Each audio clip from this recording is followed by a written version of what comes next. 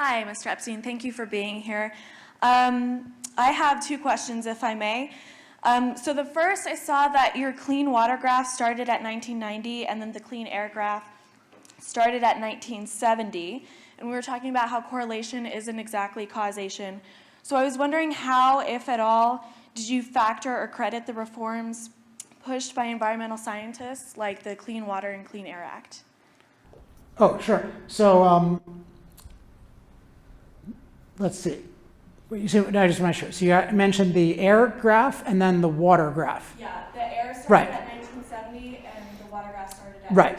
1990. So the air graph started in 1970. And there's also, so with both of those things, there's issues of data quality, particularly for the water one with global stuff.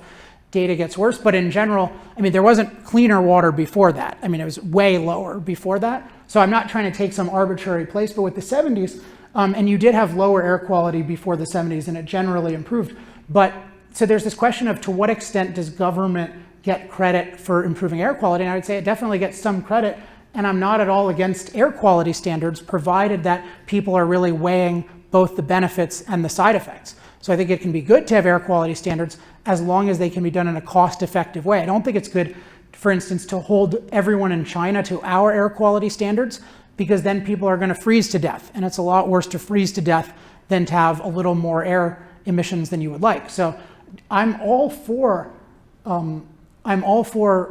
reducing emissions in ways that are actually beneficial to people. But because we don't have a low-cost way of reducing CO2 emissions, and because the benefits that come with them are so great, and because the amount of warming they're causing is totally manageable by us, that's why I don't want to reduce those emissions, because that would come at a huge cost, whereas those other ones we figured out how to reduce at a low cost.